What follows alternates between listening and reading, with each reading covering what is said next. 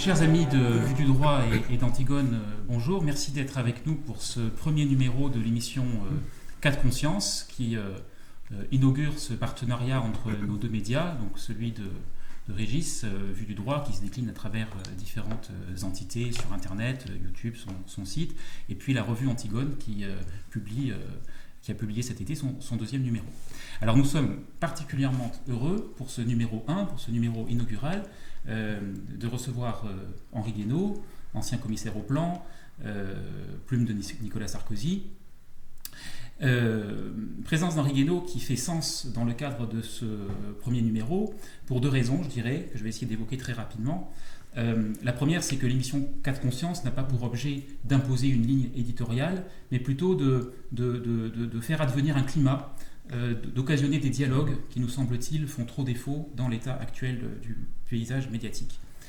Alors, évidemment, avec Régis et puis Henri Guénaud, tous les trois, nous formons, je le souligne avec humour, mais une forme de réplique miniature du CNR, puisque nous avons le grand serviteur de l'État, héritier de la tradition gaulliste, nous avons un avocat communiste, et puis nous avons, alors c'est difficile de se définir soi-même, mais je dirais un enseignant chrétien intérieurement déchiré entre un profond attachement à la dimension profondément subversive du message chrétien et en même temps la conviction aiguë que nous devons tous œuvrer à un déjà-là qui rende notre société vivable. Alors ça, je le dis sur le ton de l'humour, et il y a une autre raison peut-être plus sérieuse, c'est le fait que cette notion de cas de conscience est directement, que nous avons choisi comme emblème de cette émission, est directement issue de cette réflexion qui court tout au long de l'entretien que vous m'avez accordé dans Antigone et qui réfléchit justement sur l'articulation entre cas de conscience et bonne conscience qui, pour vous et pour moi, tous deux lectures de René Girard, est constitutive finalement d'une grille tragique. Alors avec Régis, nous avons choisi aujourd'hui, il y aurait eu énormément d'angles pour rentrer dans cette opposition cas de conscience, bonne conscience. Avec Régis, nous avons choisi de dérouler le fil de ce que vous appelez le juridisme, c'est-à-dire la pathologie de l'état de droit. Et à ce choix, il y a une raison, c'est finalement une manière de relier l'angle de Vue du droit et l'angle d'Antigone. L'angle de Vue du droit, ce n'est pas nécessaire de l'expliciter, c'est donc cette situation d'énonciation depuis une compétence professionnelle qui est la compétence juridique de Régis en tant qu'avocat. Et puis vous allez nous l'expliquer, derrière cette pathologie du droit, il y a, et évidemment ça concerne au premier chef les lecteurs d'Antigone, cette réflexion très affûtée que vous avez sur le dialogue d'Antigone et de Créon. Alors je voudrais partir d'une citation de votre... Alors je m'inspire, c'est le moment de le dire, je me suis inspiré principalement pour notre entretien d'Antigone et pour la préparation de cette émission sur deux ouvrages, vous en avez écrit un certain nombre, mais deux ouvrages que je mets en avant aujourd'hui. Donc votre dernier ouvrage, si je ne dis pas de bêtises, à la 7e fois les murailles tombèrent, avec ce titre très évocateur.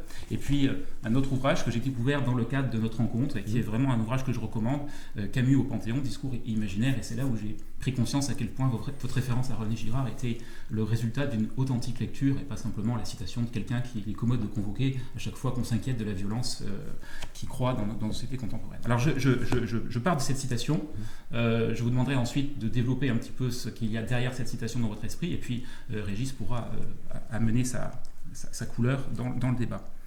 Donc vous dites, page 35, donc vous partez d'un dialogue de Hector et de Busiris dans La guerre de Troie n'aura pas lieu, et vous dites le juridisme, cette pathologie du droit qui fait de ce dernier un système de pensée et d'institutions refermé sur lui-même, sans aucun aller-retour avec ce qui lui est extérieur, se suffisant à lui-même, ne trouvant sa légitimité qu'en lui-même, ayant sa vérité à lui, n'ayant de compte à rendre intellectuellement et moralement qu'à lui-même, selon les principes établis par lui, qui placent le juge au-dessus des conséquences de ses jugements.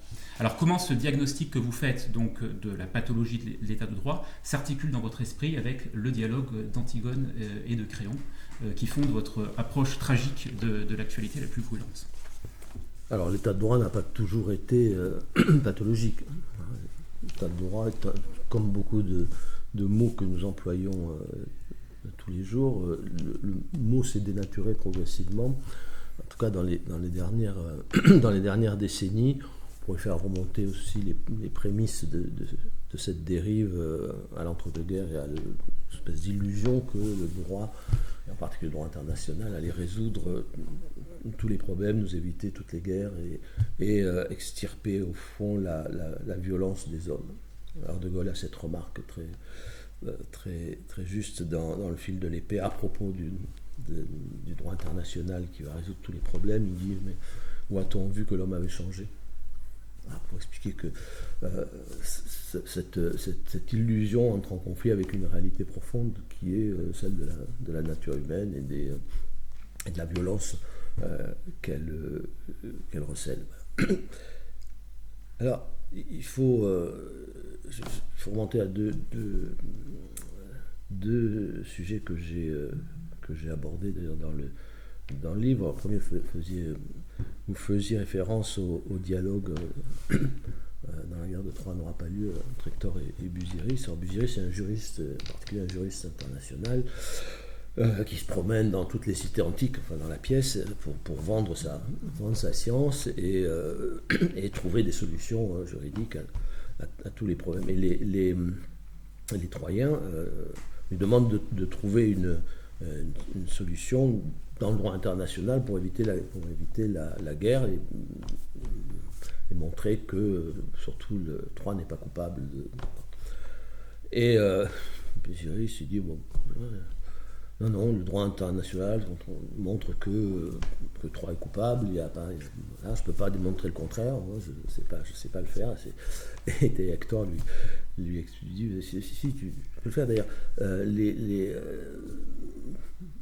le rapport au réel des juristes est encore plus complexe que celui des poètes. Je ne connais pas un juriste qui ne trouve pas un moyen d'inventer une vérité. Et donc on a un exemple. Alors ça s'explique par le fait que Giraudoux, qui est diplomate et qui écrit cette pièce à un moment où précisément le droit international, l'illusion du droit international est en train de masquer la montée des périls. Et cette autre phrase dans la pièce où il discute avec Ulysse, et Ulysse il t'en veut toujours la paix, et Ulysse finit par lui dire mais nous allons nous battre, l'univers le sait, parce que tout y concourt. Donc, au fond, c'est pas la peine d'argumenter, de discuter. Voilà, donc, et la deuxième, peut-être plus profonde, c'est que le droit, c'est le contraire le droit et le procès, c'est le contraire de la tragédie. Parce que le droit, le procès, c'est ce qui, avec l'accord de toutes les parties, nous sort du cycle de la vengeance, du cycle de la violence. C'est la fin de l'Orestie d'Échille, dans le cercle infernal des crimes et des vengeances chez les Atrides. On arrive au dernier stade où Oreste doit venger la mort de son père. C'est la loi de l'homme, la loi divine aussi, qui s'appuie sur les vieilles divinités antiques que sont les Érinies. Et Athéna vient arrêter ce cycle éternel de la vengeance, où le fils va être obligé de tuer sa mère, en créant le tribunal de l'Aréopage, pour, dit-elle, transformer la vengeance en procès, et arrêter ce cycle infernal. Donc c'est la fin de la tragédie, c'est-à-dire que au fond on se met d'accord pour régler les conflits de façon pacifique. La tragédie, c'est le contraire du procès. Il n'y a pas de procès. D'ailleurs, ça devrait nous conduire, à condition de lire Échille, de nous conduire à la réflexion suivante, c'est que la justice, l'institution judiciaire n'existe au fond que pour ça, principalement pour ça, arrêter le cercle de la vengeance, c'est-à-dire sortir d'une situation dans laquelle chacun est amené à se faire justice lui-même. La justice en tant qu'institution, le procès en tant qu'institution, sont là pour essayer de dissuader le plus possible les gens de se faire justice eux-mêmes. Donc, c'est quelque chose qu'on a complètement oublié. La justice aujourd'hui, l'institution judiciaire, elle a oublié cette raison d'être pour la remplacer par des considérations d'ordre moral, pour la remplacer par la subjectivité du juge, qui conduit aujourd'hui très souvent à plutôt inciter les gens à se faire justice eux-mêmes, parce que précisément elle ne s'occupe plus de cette question. Enfin, elle n'est plus préoccupée par cette question. Quand les juges rendent un jugement, ils ne se préoccupent plus de savoir si ça va dissuader les gens de se faire justice eux-mêmes. Voilà. Et on voit bien que le danger qui monte dans nos sociétés, c'est bien celui-ci, c'est-à-dire la tentation de plus en plus grande de beaucoup de gens à un jour finir par se faire justice eux-mêmes, parce que la justice ne leur rend pas justice. Oui. Elle s'occupe de rendre justice à l'accusé, elle veut bien indemniser la victime, mais elle ne rend pas justice, elle ne cherche pas à rendre justice à la victime ou à ses proches pour éviter qu'ils soient eux-mêmes tentés de le faire. Voilà. Alors Régis, donc vous qui êtes avocat et qui avez récemment pris position sur un certain nombre d'affaires judiciaires qui défrayent l'actualité, comment est-ce que vous pourriez restituer de l'intérieur, de votre point de vue de juriste et d'avocat, cette pathologie de l'état de droit?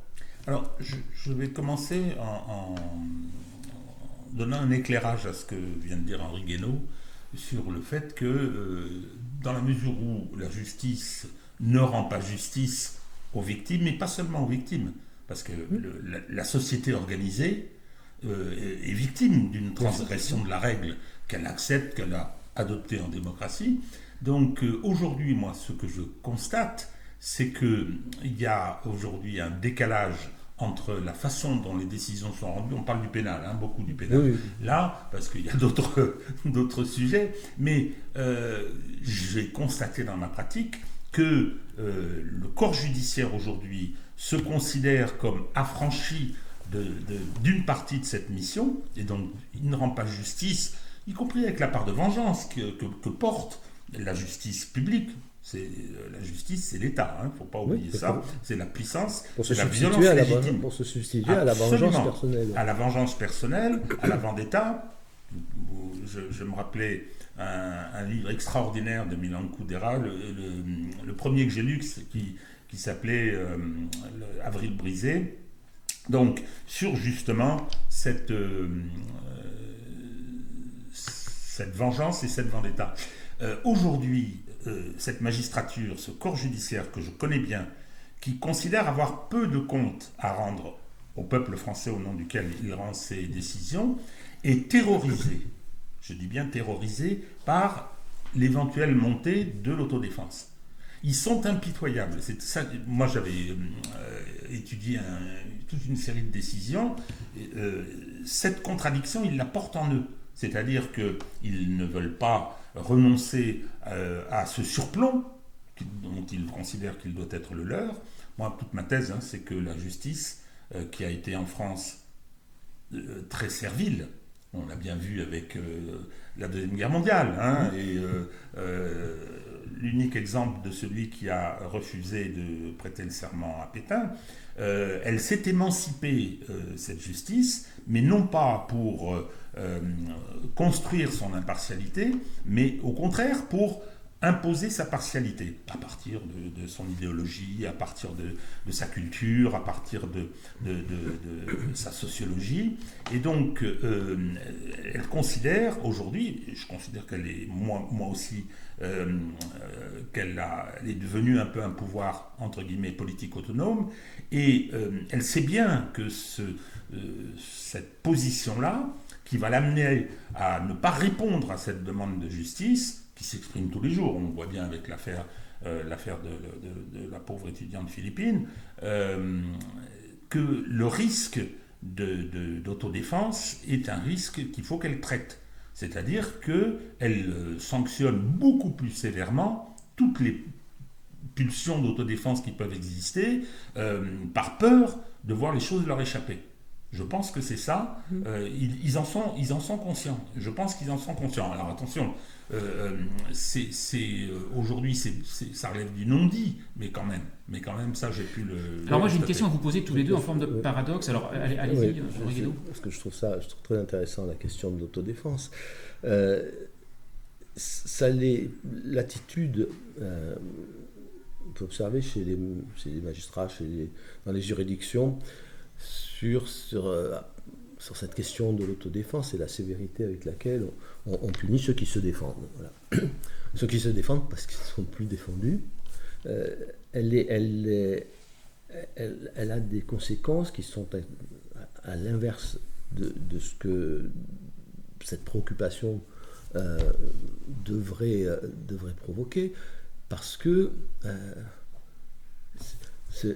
sanctionner celui qui se défend, parce qu'au fond il n'a pas tellement le choix, qu'il soit le policier ou le cambriolé,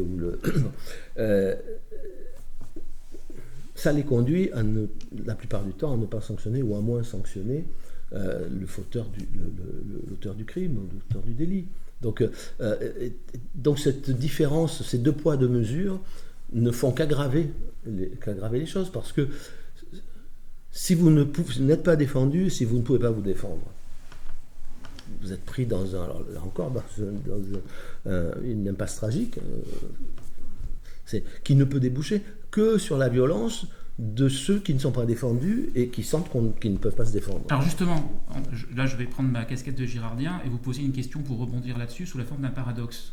Vous avez mis en avant tous les deux le fait que la justice ne satisfait plus à ses obligations de monopole de vengeance légitime, et donc c'est susceptible d'entraîner des mécanismes d'autodéfense qui vont ouvrir l'édict de la violence. Mais il y a quand même un paradoxe dans cette situation, c'est que jamais la société en général et l'institution judiciaire en particulier, qui en est le reflet, n'a été aussi sensible à la figure de la victime. Donc on a l'impression que la difficulté à punir le coupable a comme sous-jacent ou comme surplomb cette valorisation extrême de la figure de la victime, qui se déploie par exemple dans l'actualité plus ou moins récente à travers l'opposition symétrique, et on sait que la symétrie dans René Girard c'est un ingrédient particulièrement important du tragique, entre à chaque fois cette notion de l'ange parti trop tôt. Alors on a eu l'ange Naël, donc lui derrière il y avait le vrai coupable, c'était la police, et puis maintenant on a l'ange Philippine, et derrière le vrai coupable c'est l'immigration. Comment est-ce qu'on peut penser à la fois cette impuissance de la justice à satisfaire les victimes, et donc arrêter le cycle de la vengeance, et en même temps cette valorisation de la victime qui aboutit, ça vous le dites très bien, c'est un des symptômes du juridisme et de la pathologie de l'état de droit, la présomption de culpabilité en fait.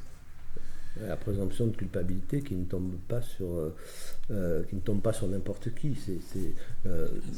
Beaucoup d'auteurs de crimes ou de délits ne sont pas soumis à une présomption de culpabilité. En revanche, le policier qui tire sur celui qui ne répond pas à l'injonction, lui, il a une présomption. Aujourd'hui, il est confronté à une présomption de culpabilité. Mais dans certains secteurs de l'opinion, cette présomption de culpabilité vaut aussi, par exemple, pour la population immigrée essentialisée en tant que telle. Donc il y a un phénomène de...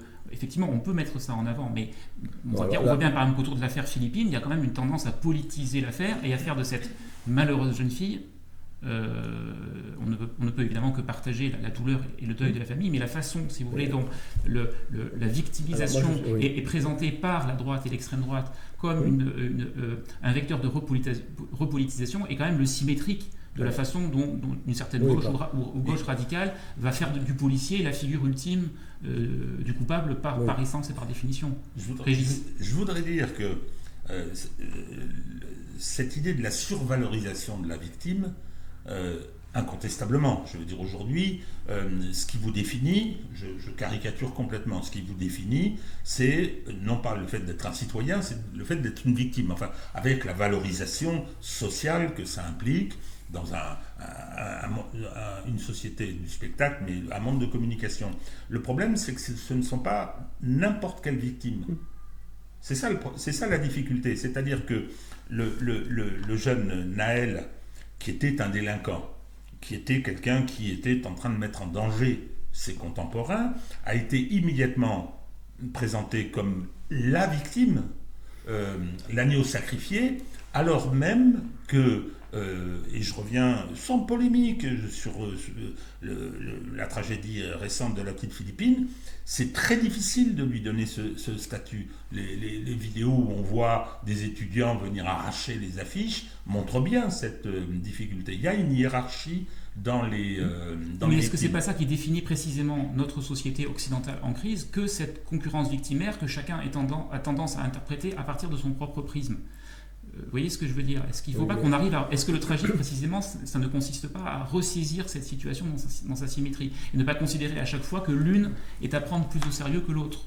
Mais ça me touche parce que Philippine, ça aurait pu être une sœur, une cousine, et qu'en fait, on se sent en insécurité totale. Enfin, moi, c'était à un quart d'heure de chez moi. Aujourd'hui, j'ai extrêmement peur de sortir. Mes parents sont hyper inquiets, on est tous hyper inquiets parce qu'en plus, moi étant blonde aux yeux bleus, forcément, les gens issus de l'immigration sont encore plus en regard sur nous. On est un bout de chair en fait. On n'est plus les regards dans la rue, les insultes qu'on se prend au quotidien. Et en fait, ça suffit. Enfin, à un moment donné, stop. Enfin, c'est trop et on est chez nous, on est en France et ça n'a pas lieu d'être. Donc voilà. Ça, vous le vivez au quotidien, vraiment? Au quotidien. Moi, j'ai extrêmement peur de sortir. Moi, j'ai vraiment peur. Je sors plus seule en fait. Le soir, je rentre pas seule. Je suis dans le 16e pourtant, un quartier qui craint pas. Au début, j'étais grave émue. Enfin, ça m'a grave touchée parce que je me suis dit. Enfin, en même temps, c'est touchant et en même temps, c'est triste parce que il faut qu'il y ait un événement comme ça pour qu'on se rassemble en fait. Franchement, c'est désolant, mais en même temps, ça donne de la force de se dire que on se rassemble, on est là tous ensemble pour le même combat quelque part. Les gens se sont de plus en plus concernés et veulent faire entendre leur voix, des voix qu'on n'écoute pas assez, qu'on n'écoute jamais même. Et aujourd'hui, ils crient, on les entend et j'espère que ça va aller beaucoup plus loin avec des réelles peines, un vrai procès, avec une vraie justice. Si, mais on a un problème qui concerne l'évolution de la société tout entière et puis on a un problème qui concerne l'évolution du droit et de ceux qui l'écrivent et de ceux qui le rendent, de ceux qui rendent la justice, qui disent le droit. Et ce sont deux choses différentes. Que notre société soit en train de se radicaliser, de choisir, d'être devenir une société où chacun choisit son bouc émissaire en pensant que le sien que le sien est coupable et celui des autres n'est pas coupable. Ça, c'est une donnée générale. Mais ce qui est inquiétant dans ce contexte, c'est, pour moi, l'attitude ou la dérive des institutions judiciaires et du statut du droit ou de la loi dans nos sociétés. Alors, c'est pas propre à la France, hein, avec des modalités différentes, on le retrouve dans tous les pays occidentaux. Ça accompagne cette idéologie de plus en plus dominante de la dépolitisation de la société, de l'économie, parce que il n'y a plus de tragique quand il n'y a que du droit, et il n'y a plus de politique non plus. Parce que au fond, la politique, c'est la contrepartie du tragique. C'est ce qui ne peut pas se résoudre. Ça concerne tout ce qui ne peut pas se résoudre par l'application de règles automatiques ou de normes juridiques. Qui ne peut pas se résoudre par simplement l'application de la loi et le procès. C'est-à-dire qu'à un moment donné, il y a des choix à faire qui sont des choix subjectifs et des choix de conscience. Et la politique, c'est la première activité humaine, la première fonction humaine à être confrontée au tragique, c'est-à-dire à cette situation dans laquelle il n'y a pas de bonne solution évidente, qui est le contraire de l'affrontement du bien et du mal, qui est le contraire du manichéisme. Et ce qui me frappe, c'est que dans la dérive générale qui nous conduit, qui nous ramène à la grande lutte exclusive du bien contre le mal, l'institution judiciaire et notre conception du droit et de l'état de droit est une pièce centrale. Voilà, moi, je crois qu'effectivement, il y a plusieurs victimes. Hein, mais si on laissons tomber la droite, la gauche, et regardons ce qu'est la victime, le statut de la victime pour l'institution judiciaire, pour ceux qui rendent la justice, parce que c'est ça qui est important. Après, qu'un parti politique trouve que telle ou telle victime vaut la peine d'être pleurée et telle autre pas du tout, c'est un autre sujet. Là où ça devient très grave, c'est lorsque l'institution qui est chargée de rendre la justice, rendre la justice, c'est pas dire le bien, c'est d'appliquer les règles toujours dans l'esprit d'empêcher, de casser, de briser le cercle de la vengeance. À partir du moment où cette institution-là dérive, les choses deviennent beaucoup plus graves. Vous savez, moi, au fond, ça ne m'intéresse pas beaucoup de savoir, enfin de juger les discours des LFI, la police tue, la police est violente, donc, ils font leur politique à chacun. Mais quand c'est le juge qui rend des décisions qui s'imposent à ceux qui les subissent, avec des pouvoirs qui sont exorbitants, là ça devient un sujet. Et c'est pas seulement le produit d'une idéologie judiciaire aujourd'hui, en tout cas au sens d'une conception de l'homme, une conception de la morale, non, c'est au sens d'une conception du droit. C'est-à-dire qu'il y a des gens, et en particulier dans l'institution judiciaire, mais pas que, qui considèrent que le droit est au-dessus de tout. Vous ne pouvez pas ouvrir un débat sur la justice quand vous dites la justice est indépendante. Alors oui, tout le monde est d'accord, la justice est indépendante, c'est-à-dire que le juge doit rendre en toute indépendance, apprécier ses décisions, apprécier les circonstances. Ça ne veut pas dire que le juge fait ce qu'il veut. Ça ne veut pas dire que le juge doit avoir de compte à rendre absolument à personne, qui peut juger en fonction de ses a priori idéologiques, de ses a priori moraux, intellectuels, affectifs. Non, ça n'est pas pensable, parce que ça veut dire que il n'a besoin d'aucun principe de légitimité pour exercer un pouvoir qui est un pouvoir exorbitant. Voilà. Et ça nous donne, j'ai toujours trouvé ça assez révélateur, la devise de la Commission de Venise, qui est un organisme qui est censé réfléchir aux questions de droit dans l'orbite de l'Union européenne, dont la devise est la démocratie par le droit.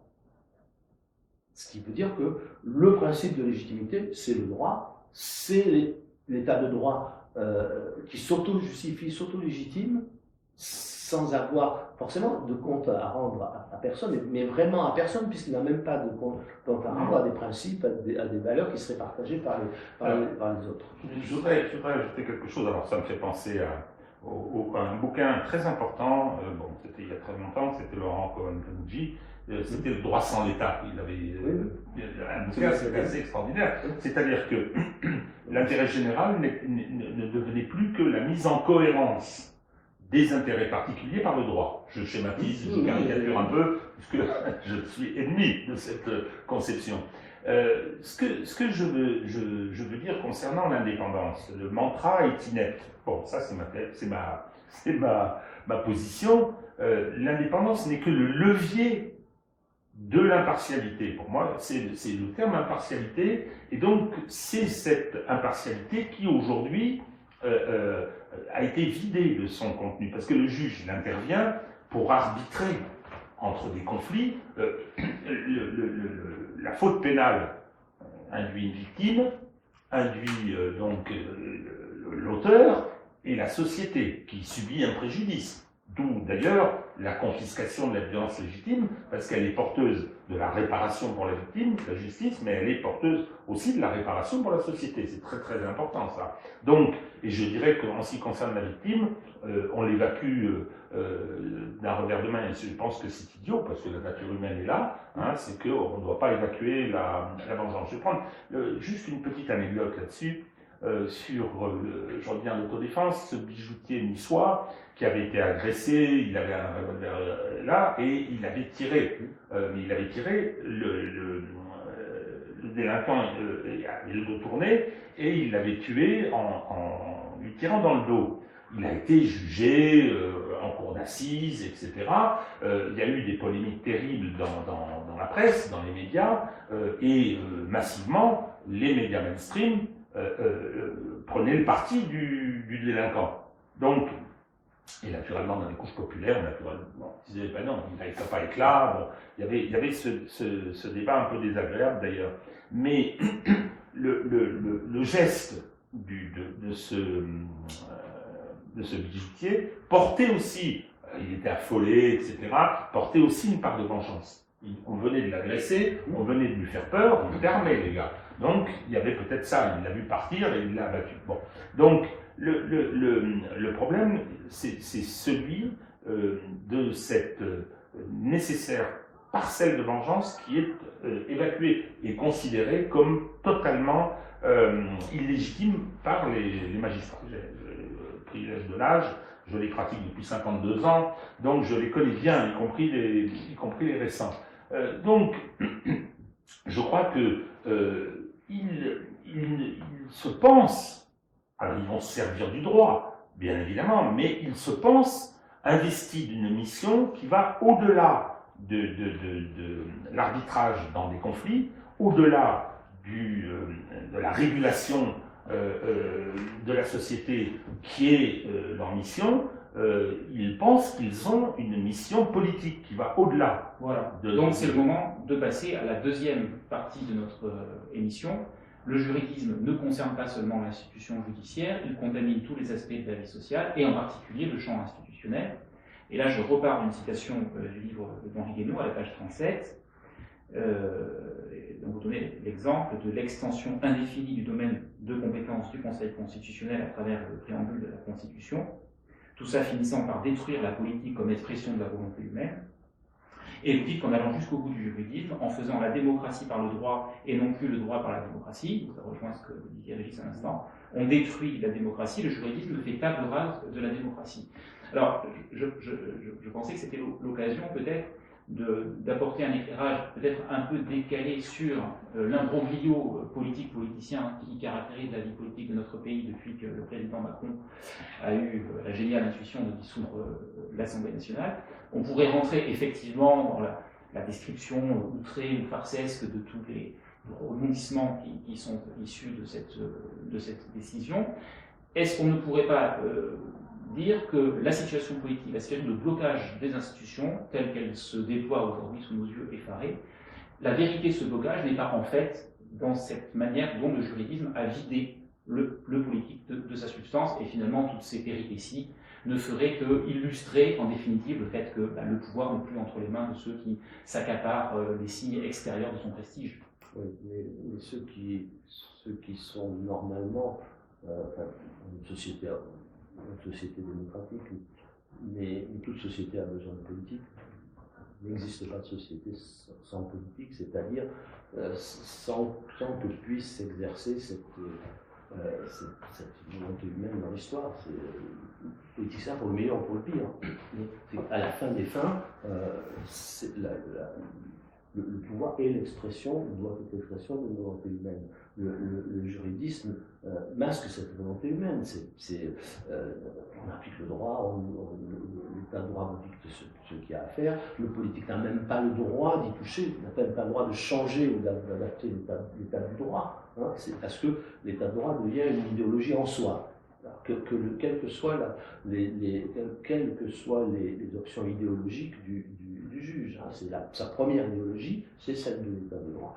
Et si vous la contestez, vous contestez la démocratie, vous contestez la liberté, vous contestez les droits fondamentaux, c'est un retour à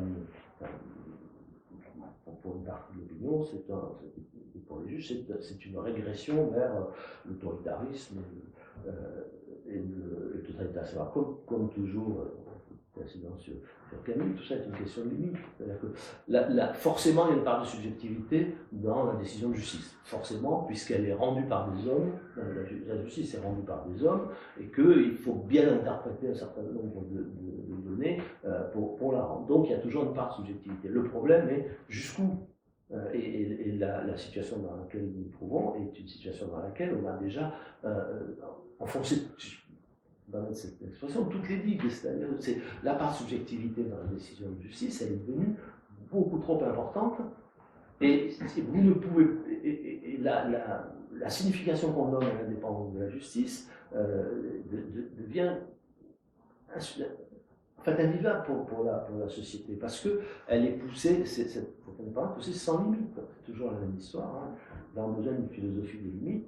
Et dès que vous n'avez plus de limites dans les institutions ou dans les têtes, surtout, bien vous allez vous courir au désastre. Hein, c'est Camus, c'est le début du Caligula de Camus. Hein, vous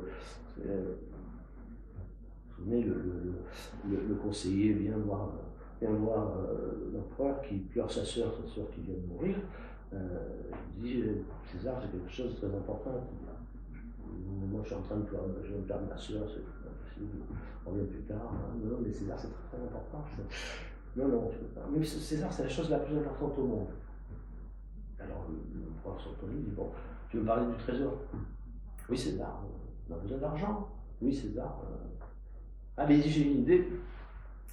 On va demander à tous les citoyens de l'Empire d'établir un testament en faveur de l'État. Puis comme on a besoin d'argent régulièrement, chaque année, on en exécutera un certain nombre. Un conseiller un peu effaré. Je résume, hein, mais il a... mais César, enfin... Mais il m'a bien dit que le trésor, c'est la chose la plus importante au monde. Donc, si c'est la chose la plus importante au monde, c'est plus important que la vie humaine. Et il rajoute une phrase que là aussi je synthétise, il dit, mais vous allez voir, maintenant nous allons vivre selon la logique. Vous allez souffrir. C'est-à-dire que même la logique poussée le plus loin possible, sans limite, devient meurtrière. Donc, tout ce qui ne se met pas de limite finit dans le crime, le sang, la violence du totalitarisme. Personne ne l'interdit de nommer son cheval sénateur ou consul. On raconte l'historien romain, il propose de nommer son cheval, il nomme son cheval. Voilà, c'est un peu comme les gens qui disent dans l'article 8 de la Constitution, le président de la République nomme, point, il fait ce qu'il veut. Il fait ce qu'il veut. Donc on en est là aujourd'hui. Il va nommer son cheval aussi. Mais on n'a pas nommé son cheval. Ce que je veux dire, c'est qu'on en est là. Non, mais je vais laisser de côté la question du président de la République et de la Constitution. Simplement, c'est une société qui est en train de dépasser toutes les limites, c'est-à-dire de ne plus se mettre des limites. Et le cas, pour moi, le cas d'école le plus évident, celui qui nous saute le plus à la figure, c'est celui de la justice. C'est ce mot, la justice est indépendante, point. Et il n'y a plus de débat, vous n'avez plus à discuter. D'ailleurs, si vous critiquez, vous allez devant un tribunal, critiquez une décision de justice, ça m'est arrivé. La parole est à monsieur Henri Guénaud.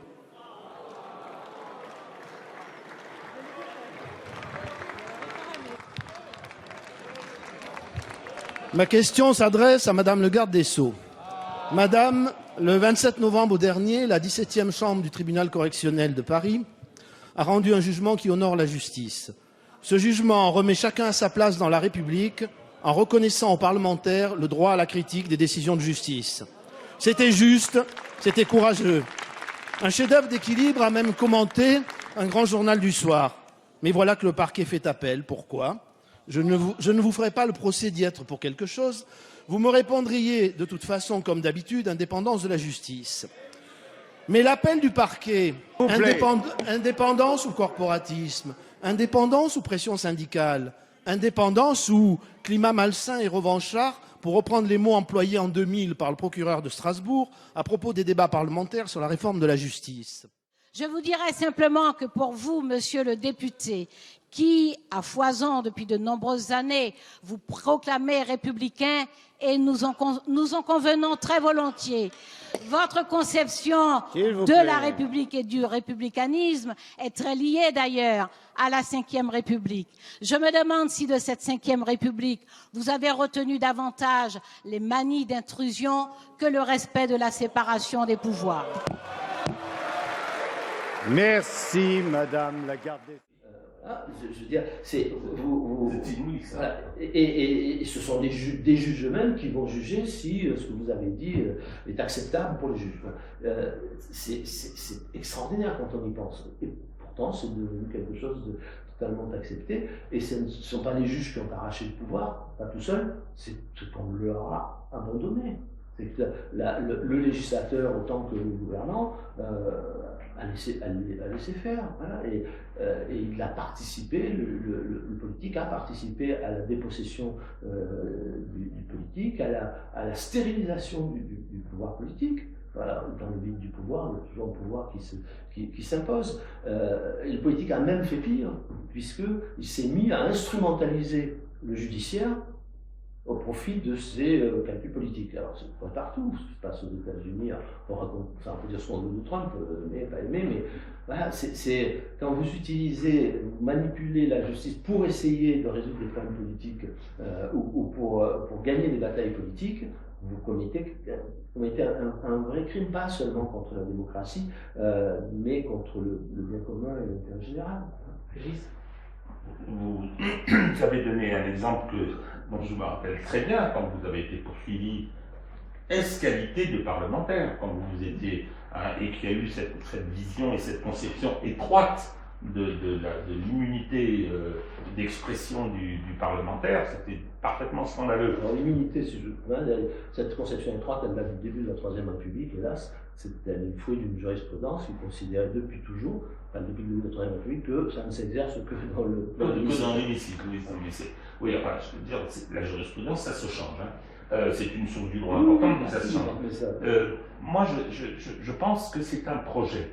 Je me rappelle d'un bouquin dont je ne me rappelle plus le nom de l'auteur, qui était remarquable, qui s'appelait « La démocratie sans le démos », 2010, disant, voilà, on va faire fonctionner la démocratie par le droit, c'était une vision européiste, et donc on n'aura plus besoin du démos, on n'aura plus besoin du peuple.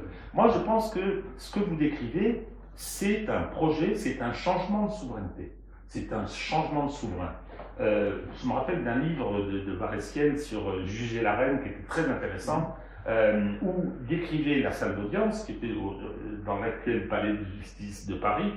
Je ne parle pas de celui qui a été mis là, voilà. Et il disait que tout avait été organisé visuellement pour notifier le changement de souverain. Bien. Donc, c'est le souverain, on lui a coupé la tête et on a dit que le souverain désormais c'était le peuple. Aujourd'hui, on a privé le peuple de sa souveraineté par justement grâce à ce concept d'état de droit, c'est-à-dire qu'aujourd'hui, soyons clairs, le législateur n'est plus le Parlement. Le législateur, c'est le Conseil constitutionnel. C'est extraordinaire. Je suis un grand partisan de ça a souvent surpris les gens, de la Constitution de 1958. Mais la vraie. Je parle bien de la vraie. Donc, je l'ai connue, moi. La vraie, moi, c'est 62, mais... Comment? Pour moi, la vraie, c'est 62. Mais... Oui. Non, mais absolument. La Constitution, oui, 58, allez, on ajoute 62, mais comme l'avait dit, je ne sais plus quel commentateur, l'élection du président de la République au suffrage universel était contenue dans le texte du 4 octobre 58.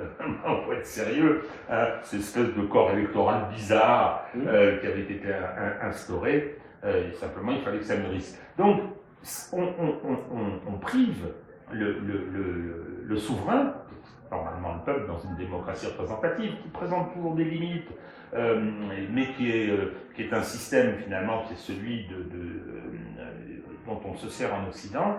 Je pense que et avec la construction européenne, le projet, il est de priver le peuple souverain de sa compétence. Et on le voit en ce qui concerne l'élaboration des normes. C'est quand même extraordinaire.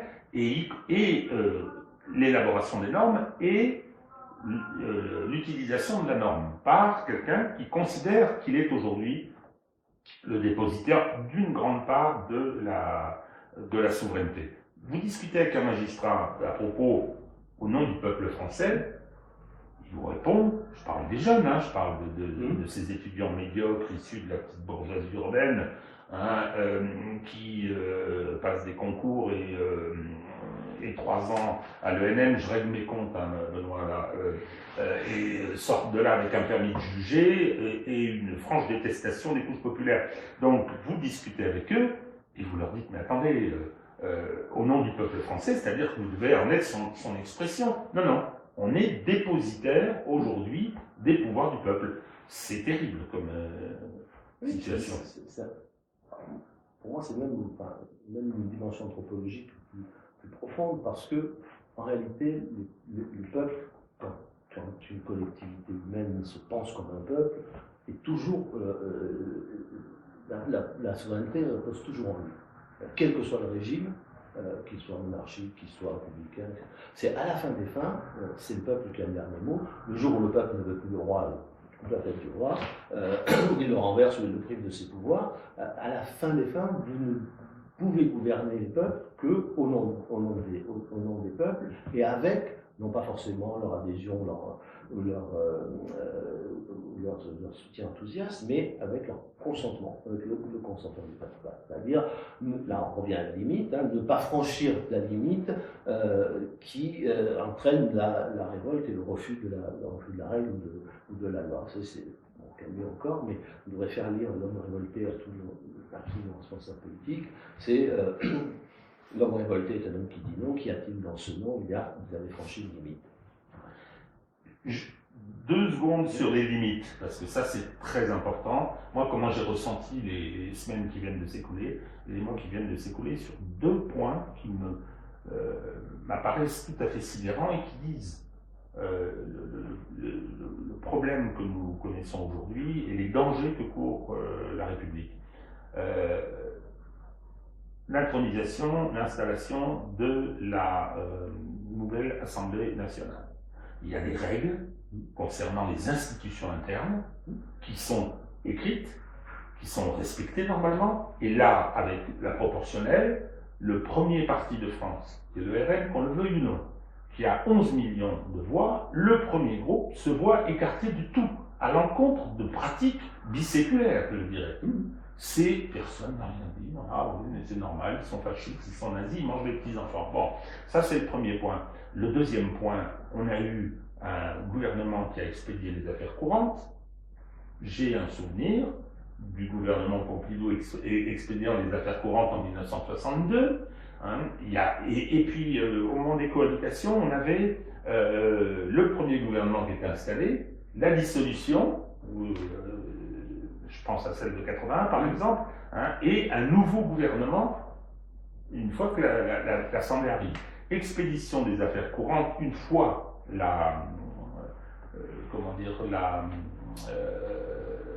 l'Assemblée dissoute, c'était enfermé dans des pratiques. Là, on a eu des ministres, Madame Oudéa Castéra, mais je suis pleinement engagé pour les Jeux paralympiques. On a eu Le Cornu qui est allé discuter et vendre des armes à l'étranger. On a eu Séjourné qui est allé... Enfin, des gens qui ont complètement outrepassé l'exécution des affaires courantes. Personne n'a rien dit. Donc on avait un gouvernement qui était illégitime, qui ne pouvait pas être contrôlé par le Parlement, qui exerçait toutes les prérogatives d'un gouvernement normal. Alors, on va me dire, oui, mais ça n'a duré que 3 mois. Moi, ce qui m'a choqué, c'est l'absence totale de réaction. Ils ont été sur tous les plateaux, ils ont été invités. Oui, on viole des règles, on piétine des normes fondamentales. La question de la légitimité d'un gouvernement et sa responsabilité devant un Parlement, c'est tout à fait fondamental. Ouais, non, personne n'a rien dit. C'est sans doute ce qu'on appelle la créativité constitutionnelle qui a abouti au fait qu'on a créé ce statut étrange de ministre démissionnaire, qui est en fait un totem d'inamovibilité en quelque sorte. Et qui est fondamentalement antidémocratique. Voilà. Il ne s'est rien passé de grave peut-être, mais qu'est-ce que c'est que cette acceptation? C'est l'acceptation, moi, qui me... Alors je vous propose qu'on avance pour notre conversation. Vous venez d'introduire tous les deux la notion centrale qui plane au-dessus de notre entretien, qui est la notion de souveraineté. Nous avons parlé donc de la justice, nous venons de parler des institutions. Je vous propose qu'on aborde maintenant le champ de l'international. Et la question de la souveraineté dans le champ international, elle s'exprime à travers notre relation entre les institutions démocratiques nationales et l'entité bruxelloise. Alors, je pars d'une... Je vous cite page 37, oui, qui se souvient encore que dans État de droit, il y a le mot État, et vous dites donc la suprématie de la loi européenne sur la loi nationale qui n'est inscrite dans aucun traité fait partie de cette pathologie d'État de droit. Donc je voudrais, à travers ça, vous amener tous les deux à donner votre définition de la notion de souveraineté. Je sais que vous avez un éclairage là-dessus qui est très intéressant, le fait qu'en particulier la souveraineté, par définition, on n'y renonce jamais, et qu'à partir de là, vous nous donniez un petit peu votre sentiment sur la façon dont la souveraineté peut ou ne peut pas être, je dirais, la notion à partir de laquelle on peut reconstruire une démarche de réappropriation des leviers politiques par le peuple français. Là, derrière, il y a une critique sous-jacente que tous les deux vous partagez, et moi aussi, de ce qu'on appelle en France le souverainisme, et qui est peut-être le tombeau de la souveraineté. Alors, la souveraineté... ça rebondit sur ce que vous venez de dire, rebondit sur ce qu'on vient d'esquisser. D'abord, qu'est-ce que la souveraineté et où est-elle? Et ça vaut. On ne peut pas régler au point de vue international si on n'a pas réglé cette question avant. La souveraineté, elle est toujours dans le peuple. À condition que le peuple existe. Si le peuple se dissout, il peut se diviser. Une nation peut se couper en morceaux. La souveraineté d'un empire peut disparaître dans la dislocation de l'empire. La souveraineté yougoslave, elle a disparu le jour où chacune des populations de la Yougoslavie a décidé qu'elle est un peuple à part entière. La souveraineté soviétique aussi. La souveraineté soviétique aussi. Alors elle peut se construire, le peuple se construit souvent, à revenir à la violence fondatrice, se construit souvent dans la violence de l'histoire. Au fond, la souveraineté du peuple américain, elle se construit dans l'indépendance, c'est sûr, mais elle se construit aussi dans la guerre de sécession, qui ramenait à l'échelle de la population française aujourd'hui, ferait entre 1,2 et 1,5 million de morts. C'est un immense carnage. Mais elle est toujours dans le peuple. Et je reviens à cette, qu'on voit à la fois à De Gaulle et à Camus, c'est, Malraux dit le gaullisme, c'est la force du nom, même dans l'histoire. Et le nom du 18 juin fait écho à celui de Jeanne d'Arc et à celui d'Antigone. Bon, alors on peut sourire, mais en réalité, il y a quelque chose de très profond qui dépasse d'ailleurs le gaullisme. La souveraineté, c'est le droit ultime pour un peuple de dire non, comme pour une personne. D'ailleurs, il n'y a que deux formes de souveraineté, la souveraineté de l'individu sur lui-même et la souveraineté du peuple. Et on ne peut pas en empiler d'autres, on ne peut pas dire il y a la souveraineté du peuple français, puis au-dessus il y a la souveraineté, ou à côté celle du peuple européen, ou celle de l'humanité. Enfin, voilà, c'est le vieil adage des rois de France, le roi est empereur en son royaume, parce que vous êtes souverain ou vous n'êtes pas. C'est un absolu, la souveraineté, et ça s'exprime dans la capacité à dire non, à la fin des fins. Je dis non à ce qui me paraît franchir une limite ou m'a servir d'une façon démesurée. Et Camus d'ailleurs prend même l'exemple de l'esclave. L'esclave, il peut dire non. Il risque sa vie, il va sans doute mourir, mais personne ne peut lui arracher ce droit imprescriptible de dire non. Je voudrais croire que nous sommes tous d'accord au moins sur un point, l'exceptionnelle importance, l'importance fondamentale du choix auquel nous sommes confrontés. Et je n'ai pas l'impression de me payer de mots. C'est en tout cas avec gravité que je viens inviter cette Assemblée à opposer l'irrecevabilité au projet de loi constitutionnelle qui lui est soumis, projet que le gouvernement nous présente comme préalable à la ratification des accords de Maastricht, négociés le 10 décembre 1991 par les chefs d'État et de gouvernement des pays membres des communautés européennes et signés le 7 février dernier.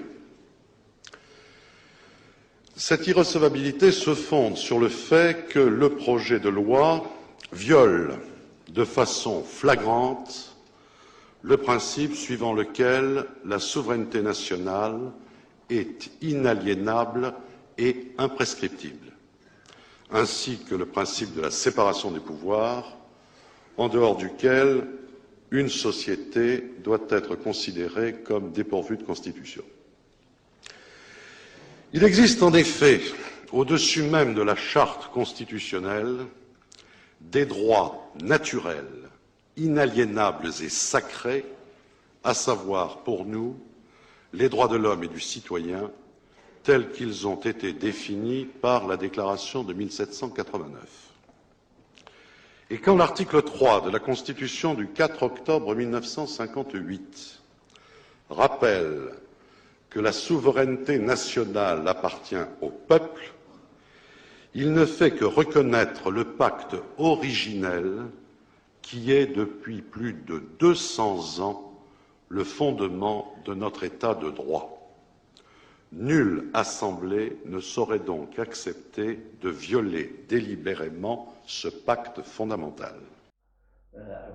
Le gaullisme nous en a donné des exemples. Moi, je vais en prendre trois très rapidement. De Gaulle débarque en France à la Libération, il refuse l'administration militaire imposée par les Américains. Il est tout petit, hein, le général de Gaulle, avec ses petites forces par rapport à l'énorme force américaine ou anglo-américaine. Bon. Et il refuse. Et il se fait acclamer par la foule, et finalement, Roosevelt cède. Deuxième exemple encore plus significatif, c'est l'offensive allemande dans les Ardennes. L'état-major allié devant l'offensive allemande qui avance à l'hiver 44-45 demande aux troupes françaises qui occupent Strasbourg d'évacuer Strasbourg pour organiser une contre-offensive. Et De Gaulle, qui a pourtant signé tous les accords, qui a placé les troupes françaises sous le commandement de l'état-major interallié, interdit à Leclerc et aux troupes françaises de quitter Strasbourg. Et ça, ce nom-là est d'une expression à l'état pur, chimiquement pur, de la souveraineté. C'est-à-dire que, quoi qu'il en soit, quoi que j'ai signé, quel engagement que j'ai pris, j'ai toujours ce droit prescriptif de dire non. Ça, c'est la manifestation de la souveraineté, et on la trouvera encore dans la chaise vide, par exemple, sur la politique agricole commune. D'ailleurs, à un moment donné, vous ne voulez pas tenir compte des intérêts de la France, je ne siège plus, c'est bon. Voilà, évidemment, au bout d'un certain temps, très vite, tout le monde se remet autour de la table et finit par aboutir à ce qu'on appelle le compromis du Luxembourg. Mais ce droit, vous ne pouvez l'enlever à personne. Les peuples peuvent refuser de l'exercer.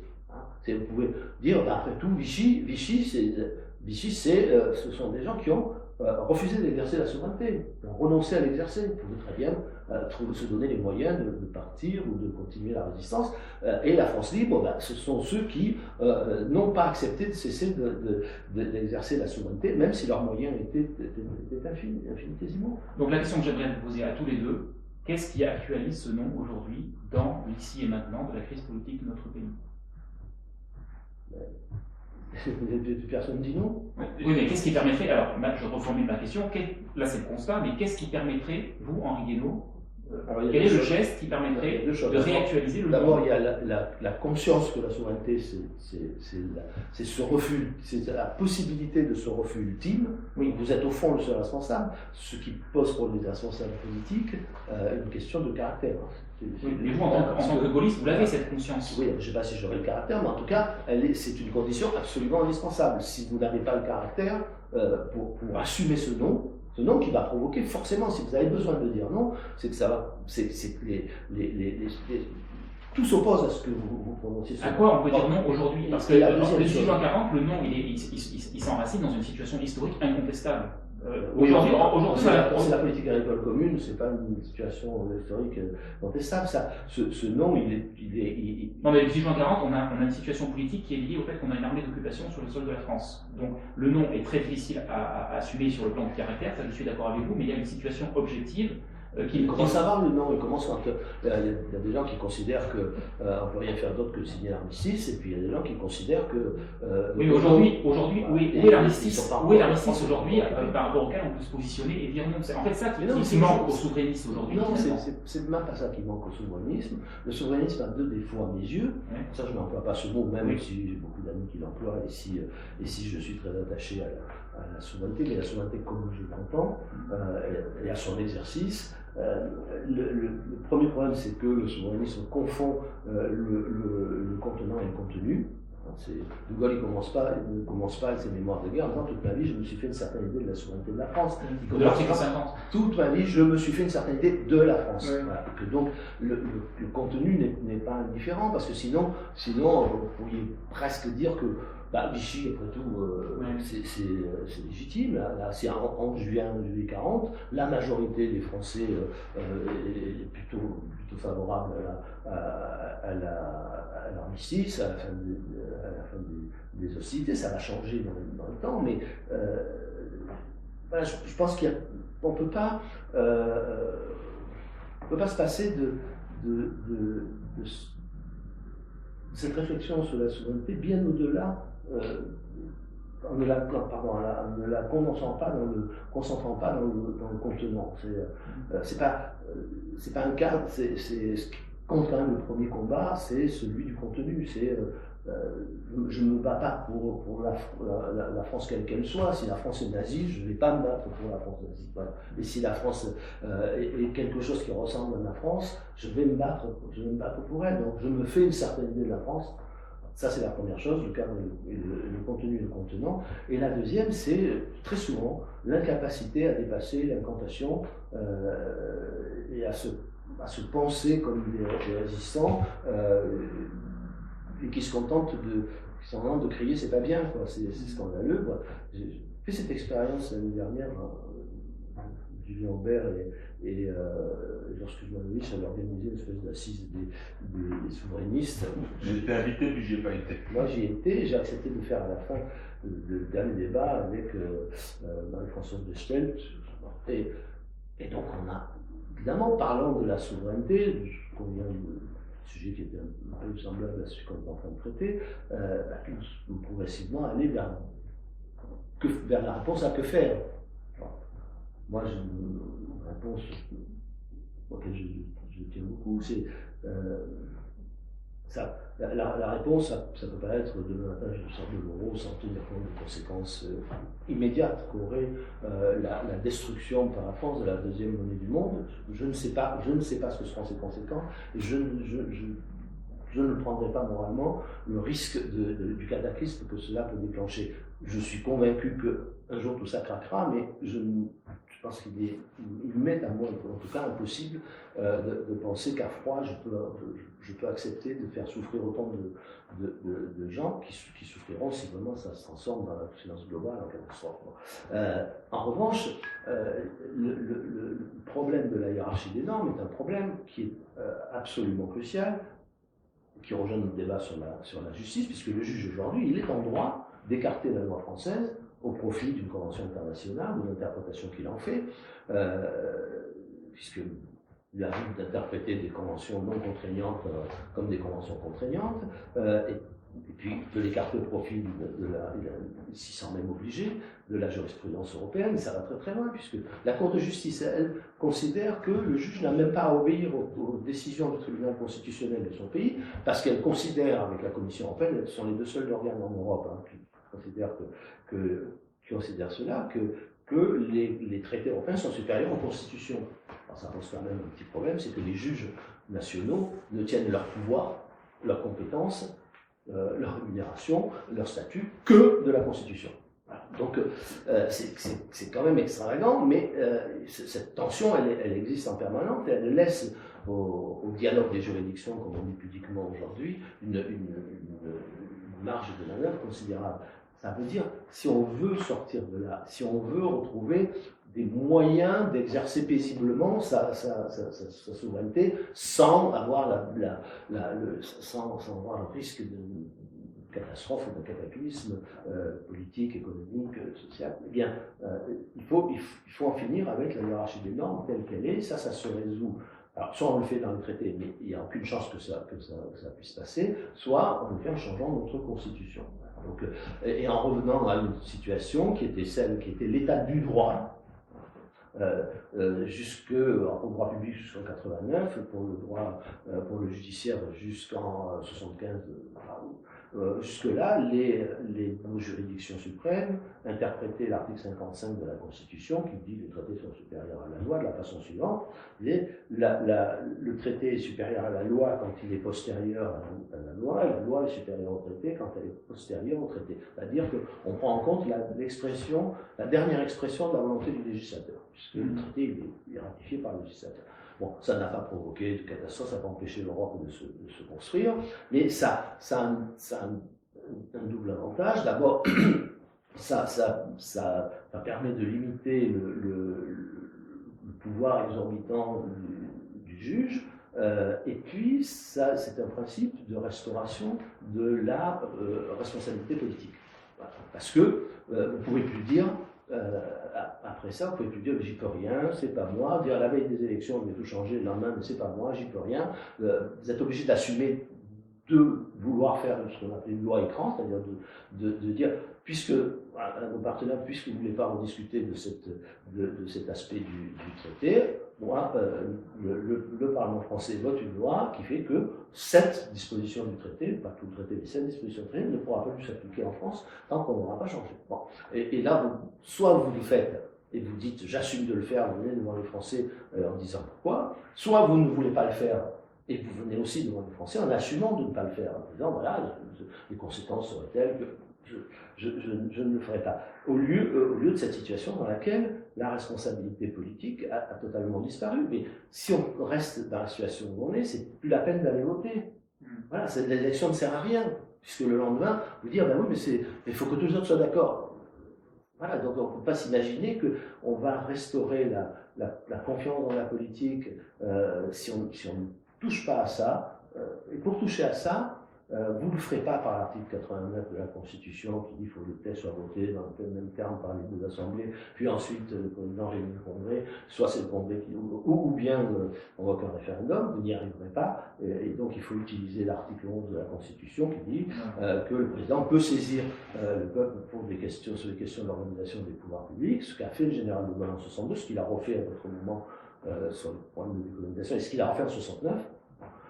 Donc cet antécédent, il est inscrit dans l'esprit de notre institution et aujourd'hui il est contesté par un tas de gens, par une partie du Conseil constitutionnel, des constitutionnalistes, des juristes qui vous disent mais si vous faites ça, vous faites un coup d'État constitutionnel parce que la révision de la Constitution, c'est l'article 89, c'est exactement le débat qui a eu lieu en 62 où le général de Gaulle s'est fait insulter, regarder, etc. Mais je trouil trouve que le référendum a donné raison au général de Gaulle, que l'Assemblée qui a été dissoute, je faisais référence tout à l'heure à Pompidou, il faut se souvenir, l'Assemblée renverse le président Pompidou sur cette question de l'élection du président de la République au suffrage universel.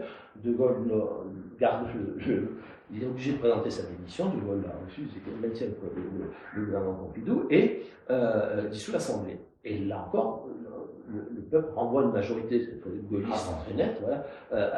Donc tout ça est réglé depuis 60 ans, mais c'est un combat politique considérable, parce que vous allez avoir toutes les questions qu'on a soulevées depuis le début de cette émission vont se retrouver concentrées dans ce débat. Et moi, ce qui m'a frappé devant, en revenir les souverainistes, que je ne veux pas accabler parce que je les aime bien, mais il y a des gens qui vont dire, oui, c'est intéressant, mais c'est trop juridique. Voilà. Et à partir du moment où vous ne cherchez même plus une solution au problème que vous dénoncez, c'est fini, quoi. Donc vu comme ça, c'est une impasse. Donc il faut sortir. Le problème, c'est pas d'être souverainiste ou pas souverainiste. Le problème est de savoir si nous voulons continuer la crise de la démocratie qui est en train de s'approfondir d'une façon extraordinairement inquiétante dans tous les pays d'Europe, pas seulement, on voit bien aux États-Unis, ou si on veut essayer de conjurer ce risque qui est le risque de la violence, le risque ensuite d'un pouvoir autoritaire qui viendrait essayer de soigner cette violence. Ce qui se passe est très grave, et aussi grave à mon sens que la crise de la démocratie dans les années 30. Donc, est-ce qu'on accepte dès que les solutions sont parfois un peu complexes, techniquement ou juridiquement, et on prend le risque d'en parler, de les proposer, et ensuite le risque politique de les défendre, de les mettre en œuvre, ou pas. Voilà, et je préférais plutôt que le débat sans arrêt du souverainisme ou de l'anti-souverainisme, qu'on débatte de ce genre de choses, et que s'il n'y a pas un mandat du peuple pour aller dans cette direction, ça ne se fera pas. Voilà. Et si ça ne se fait pas, la crise va continuer de s'approfondir. Et ce n'est pas une crise d'ailleurs que de la démocratie, c'est une crise de la société qui débouche sur une crise de la civilisation, à mon avis, très inquiétante et aussi inquiétante celle qui a précédé, qui s'est déroulée entre les deux guerres. Alors, on parlait de la crise des années 30, nous sommes malheureusement un peu acculés par l'horloge, et je ne voudrais pas que l'émission se termine sans qu'on puisse vous entendre tous les deux sur ce qui va être le point culminant de cette émission, c'est-à-dire la question du droit international, puisque le droit international est atteint de même pathologie, enfin, est atteint de cette pathologie du juridisme. Alors, moi, je voudrais partir d'un mot humoristique que Manuel Todd a lancé dans le débat et qui, je trouve, permet de bien rendre compte de la situation, c'est cette notion de démocratie 007 ou de démocratie de James Bond, terme humoristique expression par laquelle, à mon avis, il rend très bien compte d'une espèce de phénomène circulaire, à savoir que ce n'est plus parce qu'on correspond à un certain nombre de critères qu'on peut s'autoriser de la définition de démocratie, c'est parce qu'on s'autorise nous-mêmes de la définition de démocratie qu'on peut ensuite tout se permettre. L'un des trucs qui me frappe dans le débat, c'est... Alors ça avait commencé plutôt avec les États-Unis qui bombardaient ici ou là, et qui disaient non mais nous on a le droit, on a le droit parce qu'on est une démocratie. Donc dès que si vous avez un corps de citoyens qui débat de la légitimité d'une agression externe, c'est légitime. Vous pouvez bombarder. Mais ça recommence un peu avec Israël là. Donc quand même. Bon, d'accord, 40 000 morts à Gaza, mais quand même, Israël, c'est une démocratie. Alors, on pourrait dire c'est une démocratie même pas ethnique, mais raciale, puisqu'il n'y a pas de mariage civil en Israël. Donc c'est comme ça. Mais j'ai un nouveau concept aussi. Donc j'ai deux nouveaux concepts. J'avais dit, c'est le concept d'hypersionisme, et j'ai le concept de la nouvelle démocratie que j'appelle la démocratie 007. Comme James Bond, vous voyez, license to kill, avec le droit de tuer. Être démocratique, c'est le droit de tuer. Donc moi, j'articule ça sans difficulté avec votre réflexion, et je pense qu'avec le Régis, nous avons là un point commun absolument fondamental, sur cette notion d'intangibilité des frontières, à partir de laquelle, aujourd'hui, l'Occident risque de nous emmener dans une forme de montée aux extrêmes dont nul ne peut prévoir l'issue. Je voudrais ajouter quelque chose, ou formuler votre question différemment. La question du nom, c'est effectivement la question du nom. Alors, on a tous la plus belle des références historiques, qui est celle du 18 juin, avec la première phrase des mémoires. Alors, il les écrit en 53, enfin, il est publié en 53. Alors, les premières pages sont sublimes. Ça, moi, je suis un vieux golo-coco, il faut faire attention. J'ai la photo de Charles de Gaulle de 1940, en uniforme, dans mon bureau. Et donc, là, on a véritablement, de façon très épurée, un des plus formidables noms de l'histoire. Bon, le problème aujourd'hui, c'est que il faut dire non, je suis entièrement d'accord avec ça. Quand, comment? Quand, comment? Alors, vous avez dressé des chemins éventuels, celui de, effectivement, l'appel au peuple. Mais encore faut-il qu'il le demande, le peuple. Moi, je suis dans une phase un peu désabusée, là. L'enjeu, il est quand même celui de vider ce pays de sa substance. Le juridisme, c'est une chose, mais au profit de qui? On a un système où on nous a volé notre souveraineté, qu'on a ossifié dans des traités irréformables. Il faut l'unanimité, et donc toute une série de nos compétences sont aujourd'hui ailleurs, et plus ça va, plus l'organisme, parce que c'est un organisme, c'est pas un État, il n'est pas souverain. L'organisme de l'Union européenne est en train d'essayer de passer. J'ai vu un tweet de Bernard Guetta, je sais ce que fait Madame von der Leyen, qui a demandé à tous les représentants des pays qui se sont rendus à New York pour l'Assemblée générale des Nations Unies de communiquer les agendas de leurs rencontres bilatérales avec d'autres États. Donc ça nous amène à cette question, ce qui est absolument sidérant. Je veux dire, je crois tout permis, cette personne, avec cette double casquette qui est d'être soumise aux États-Unis, mais en même temps elle est allemande. C'est parce qu'on lui permet tout. Mais bien sûr, mais tout à fait, on lui permet tout. Donc, effectivement, la crise de civilisation, c'est la crise de la civilisation occidentale. C'est Henri Guénaud. Parce que les autres, ils sont en train de s'organiser ailleurs et on ne les intéresse plus. Moi, c'est un peu comme ça que je vois les choses. Donc, c'est vrai qu'on est dans une situation extrêmement grave. Alors, comment ce nom doit-il s'exprimer? Quand? Sous quelle forme? Ça, je n'ai pas de recette. Alors sur le plan du droit international, comment rendre compte de la situation actuelle, c'est en particulier cette notion d'intangibilité des frontières avec laquelle l'Occident, en situation de sénilité terminale, est en train de mettre le feu à la planète. Oui, alors ça c'est pas nouveau, hein, l'intangibilité des frontières. On a fait la même chose entre les deux guerres, après des traités qui ont démantelé l'Empire ottoman, l'Empire austro-hongrois, l'Empire russe, Brest-Litovsk, en 17, on a dit voilà, les frontières sont intangibles. On a vu ce que ça donnait. On a pris les mêmes décisions au moment de la décolonisation pour les pays décolonisés. Voilà, et on a maintenu ce principe après l'effondrement de l'Empire soviétique, qui fait que les frontières dessinées par les soviétiques, notamment par Staline, sont devenues intangibles, sont devenues des piliers du droit international. Donc ça nous donne, on en a déjà parlé, mais ça nous donne la situation du Haut-Karabakh, puisque la frontière de Staline mettait le Haut-Karabakh en Azerbaïdjan.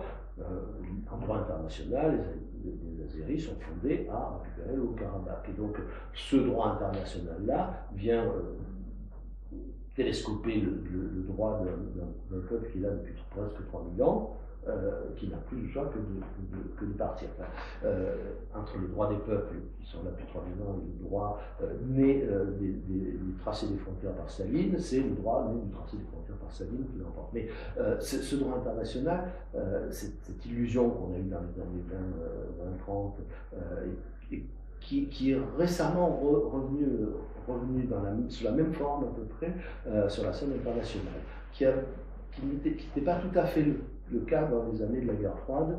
Je trouve que ce qui a été fait était plutôt intelligent pour essayer de tirer les leçons de ce qui s'était passé dans l'entre-deux-guerres, et notamment la création du Conseil de sécurité avec un droit de veto pour les grandes puissances qui fonctionne comme un disjoncteur, qui a évité les surtensions entre les grandes puissances, sans faire en empêchant que le Conseil de sécurité devienne une sorte de tribunal international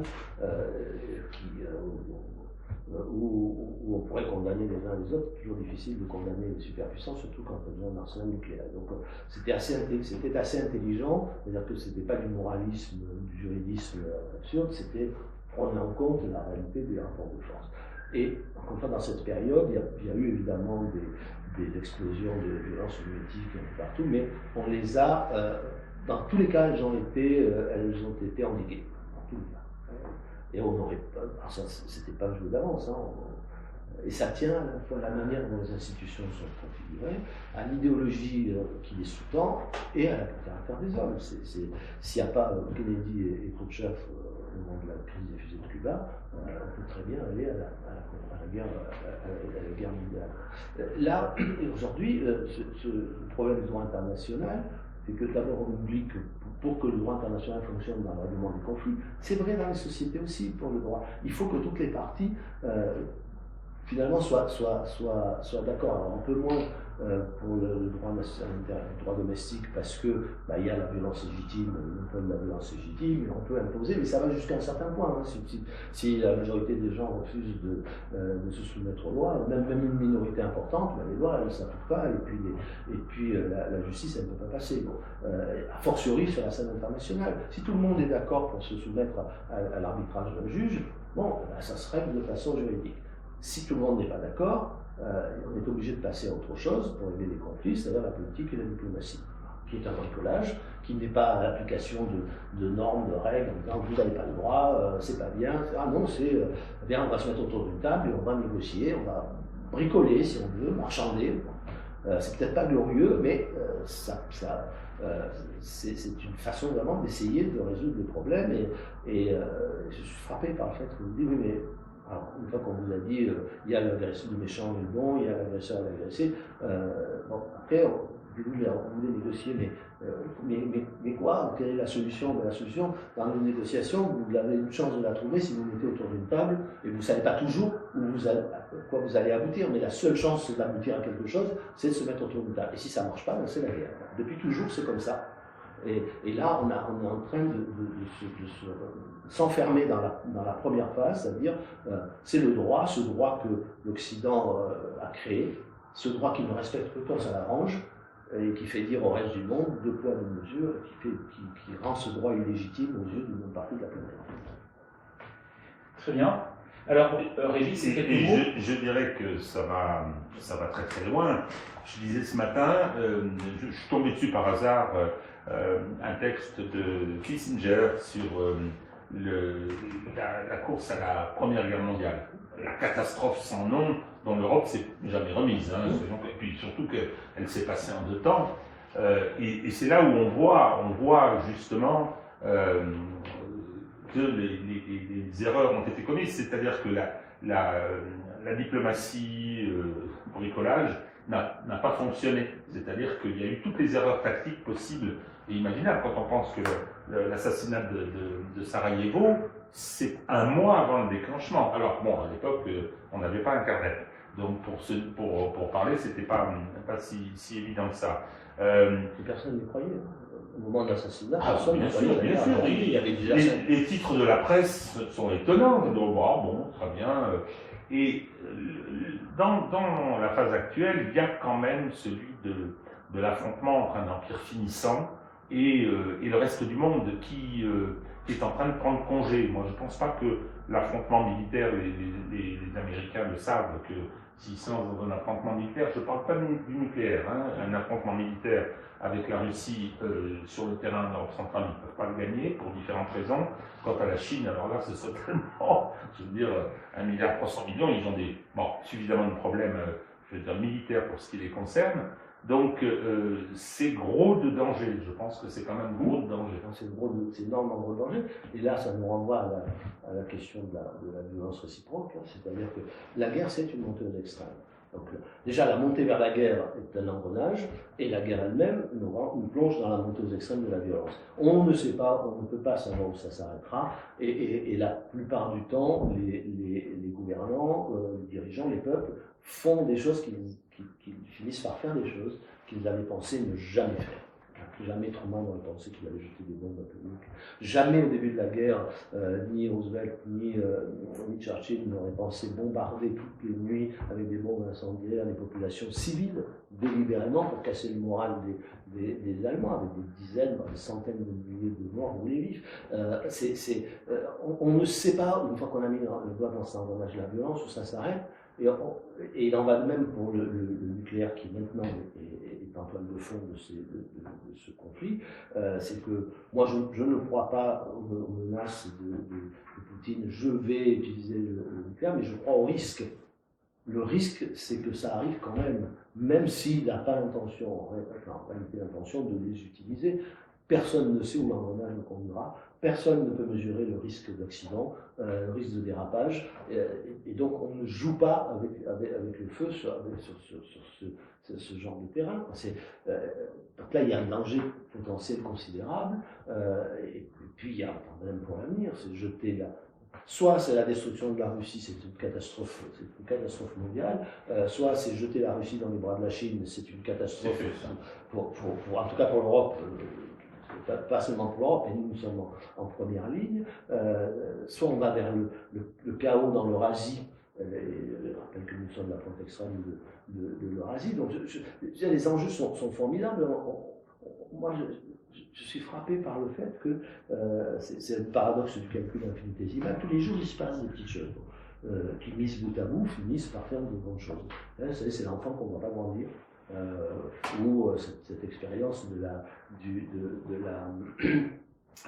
tétard qui devient grenouille. On voit pas, même quand on filme, on voit pas le moment où on passe du tétard à la grenouille. Pourtant, il y a bien un moment infinitésimal où on passe de l'un à l'autre. Et là, c'est pareil. Donc, comme on ne le voit pas, on vous explique que il ne se passe rien au fond. Enfin, l'escalade, vous avez vu l'escalade, si vous faites un retour en arrière, vous la voyez, l'escalade. Hein, on dit, on a franchi toutes les lignes rouges, il ne s'est rien passé. Oui, mais le jour où la vraie ligne rouge sera franchie, vous ne le saurez qu'après. Donc il y a une espèce d'aveuglement. C'est devenu, on a banalisé cette histoire et on continue tranquillement. Alors, avec une inquiétude quand même chez les Américains de ne pas se laisser engager dans un conflit que leur le peuple américain ne le veut pas. Le peuple américain ne supportera pas d'envoyer le moindre soldat se battre sur ce théâtre d'opération, et je pense que les peuples européens n'en sont pas là non plus. Mais après, les dirigeants européens en particulier, ne sont pas à l'abri d'un emportement. Il y a le danger de l'escalade, et de l'escalade de la violence, il est immense. Et il est immense avec des conséquences, elles aussi, dans le contexte actuel, qui sont immenses. Alors, quelques mots pour conclure, parce que malheureusement, l'horloge tourne à toute vitesse. Je voudrais vous placer devant une possible contradiction pour le plaisir du débat. Vous savez que le tragique est réputé être plutôt un affect conservateur, voire un affect de droite, précisément parce que... Alors, je vais le dire en deux mots. Non, mais je vais le dire en deux mots. C'est par rapport à cette inquiétude que vous avez, justement, par rapport à la question de la violence. Est-ce que cette inquiétude que vous déployez en particulier dans votre dernier livre par rapport à la question de la violence n'est pas en fait un mouvement de retrait par rapport à ce qui est le véritable moteur de l'histoire et par rapport à ce qui pourrait faire surgir un autre possible? Dans votre ouvrage sur Camus, vous dites donc, vous citez Camus, de l'engagement des résistants, il dira simplement à la libération, nous avons fait ce qu'il fallait. Est-ce que nous avons fait ce qu'il fallait, c'est en permanence déployer ce souci tragique de la violence, ou est-ce qu'à un moment donné, c'est se confronter à cette violence réellement existante pour chevaucher l'histoire et faire advenir une issue, quelle qu'elle soit, à ce blocage dans lequel nous nous sentons tous enfermés à l'heure actuelle?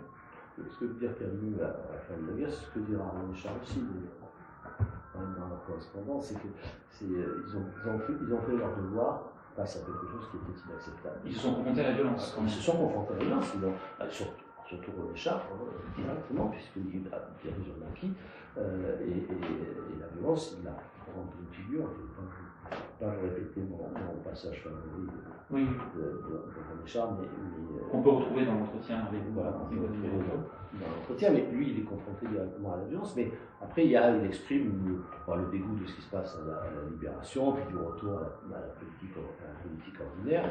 Donc, il revient à sa fonction de poète, l'autre à sa fonction d'écrivain, d'intellectuel, qui n'empêche pas de le juger, mais l'engagement ne se fera plus que sur des causes précises qu'on peut parfaitement comprendre. Mais la confrontation à la violence, c'est la violence qui choisit de nous sauter à la figure. Donc la question est de savoir comment on réagit à la violence. Alors vous dites que la gauche, Par ailleurs, on dit que Camus est un colonialiste aujourd'hui. Parce que dans le débat avec Sartre... Oui, Camus colonialiste, bien sûr, parce qu'il y a aussi un attachement viscéral à l'Algérie, qui est cette affaire natale. C'est la fameuse histoire ça repasse dans la conférence du Nobel, le pays d'attentat, et sa mère habite à Alger. Donc, c'est largement... Et qui n'est pas colonialiste en 1953, par exemple. Alors, beaucoup de Français... C'est de l'anachronisme, ça. Mais en tout cas, il y a il est l'exemple type du déchirement. Il n'est pas colonialiste au sens je vais exploiter les pauvres populations colonisées. C'est pas le sujet. Vous connaissez cet épisode qui raconte sur ce viticulteur, vieux viticulteur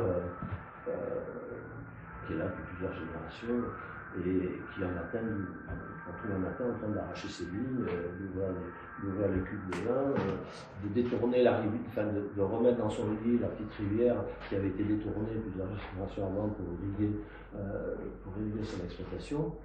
Et les gens sont effarés, on va chercher l'officier du coin. On est au moment où il va falloir partir. L'officier vient, il dit mais pourquoi vous faites ça? Il dit mais puisque tout ce que nous avons fait ici est mal, il ne faut rien laisser. Et ça résume pas seulement, ça résume d'ailleurs, c'est l'histoire de notre crise aussi de reniement. C'est que il y a une partie de l'Occident qui pense que tout ce que l'Occident a fait est mal, qu'il faut le bannir, l'exclure de l'histoire, c'est que ce soit la cancel culture ou le wokisme, c'est exactement la même source. Moi, je crois que la question de la violence aujourd'hui, la question qui est posée, c'est sommes-nous capables de la regarder en face Sommes-nous capables d'analyser la nature et de cette lucidité, pouvons-nous tirer quelque chose qui essaye, tant bien que mal, de l'endiguer, parce que si nous n'essayons pas tant bien que mal de l'endiguer, si nous n'y arrivons pas tant bien que mal, elle, une fois plus, elle dévorera tout sur son passage. Très bien. Régis, vous êtes la puissance invitante sur la chaîne du droit, donc quelques mots pour conclure ce numéro 1 de Cas de conscience. Écoutez, c'était passionnant. J'ai identifié quelques convergences gaullisto-gauliennes, donc, et historiques. Ce qui nous sépare peut-être un petit peu, c'est le sentiment de cette crise de l'Occident. Je pense que c'est une page de 5 siècles qui se tourne. Et je crois qu'on ne s'en remettra pas. Donc, je suis devenu un peu pessimiste. J'étais un optimiste de l'action.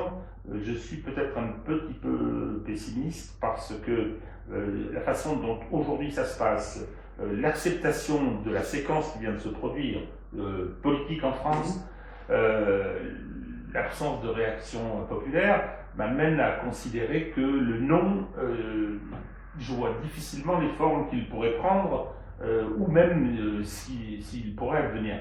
De Gaulle, le 18 juin 40, c'est bon, la quintessence du nom. Il y a une citation de Borges, de Georges Borges, alors que c'est un puits à citation, mais que j'aime beaucoup. Je ne sais pas si elle est vraie, mais en tout cas, elle s'applique parfaitement à De Gaulle. Et il dit, en fait, le destin d'un homme, aussi long et compliqué soit-il, se résume au jour où il sait définitivement qui il est. Ça, c'est magnifique, parce que c'est De Gaulle, évidemment, mais et De Gaulle parlait du destin en disant ce sont les circonstances et le grand caractère.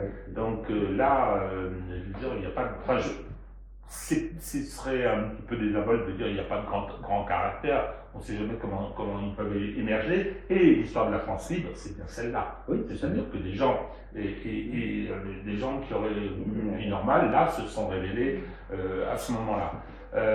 Donc peut-être qu'il faut que la crise s'aggrave. Moi, je suis très triste pour mon pays. Très triste pour mon pays, parce que j'ai une certaine idée de la France, ou un certain rapport à la France, donc qui fait que c'est un peu charnel, c'est une histoire d'amour, donc la voir dans cet état-là, aujourd'hui, me navre, et pour l'instant, le pessimisme l'emporte un peu sur l'optimisme. Mais l'espérance est une vertu héroïque, et il y a des moments où elle est plus héroïque que d'autres, et c'est bien le problème. Je suis tout à fait d'accord avec vous sur les 5 siècles d'occidentalisation du monde qui sont en train de s'achever, enfin qui s'achèvent, qui sont même achevés, et le problème de l'Occident, c'est de ne pas avoir accepté et reconnu que cette période était achevée. Voilà, l'histoire, c'est pas facile.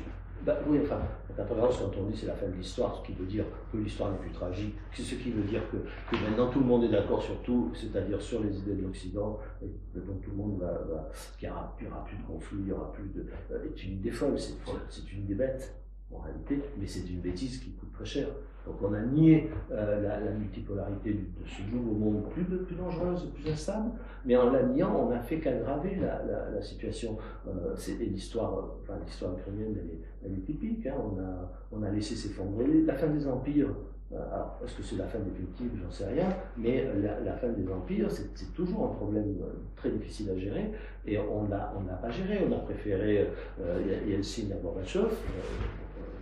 On a été, au fond, le parti de l'Occident était très content de voir s'effondrer l'Empire russe sans mesurer les conséquences, sans les gérer. Et puis on a, malgré tous les avertissements, on a continué, on a étendu l'OTAN progressivement jusqu'aux portes de la Russie. Tout le monde savait que tout ça était très dangereux. Tout le monde savait. Brzezinski l'avait dit, et puis d'autres, comment il s'appelle Brzezinski, Kennan. Oui, voilà. Mais tous, il y a une liste impressionnante d'experts américains qui expliquent, dont d'ailleurs l'actuel patron de la CIA, qui en 2008 est l'ambassadeur des États-Unis à Moscou, fait une note qui a été depuis publiée à Condoleezza Rice pour expliquer que parce que la question se pose en 2008, si l'Ukraine entre dans l'OTAN, la Russie va prendre un gage en Crimée, et probablement dans l'est de l'Ukraine, en tout cas qu'on va vers un conflit, et que ça n'est pas simplement le point de vue de Poutine, que c'est le point de vue de tous les gens qu'il a rencontrés à Moscou, dans les sphères importantes du pouvoir, et même de une bonne partie de l'opposition. Bon, donc on savait. Si l'Occident ne veut pas voir même ce qu'il sait, alors il ne faut pas s'étonner que la suite soit une suite extraordinairement dangereuse. Merci Régis, merci Henri Guénaud. Continuons donc à réfléchir à ce que nous sommes. Pour ceci, abonnez-vous à la chaîne Vue du Droit, abonnez-vous à la jeune revue Antigone qui a fort besoin de votre soutien. Lisez Henri Guénaud et rendez-vous dans 15 jours pour le prochain numéro de Cas de conscience. Avec plaisir. Merci à tous. Merci.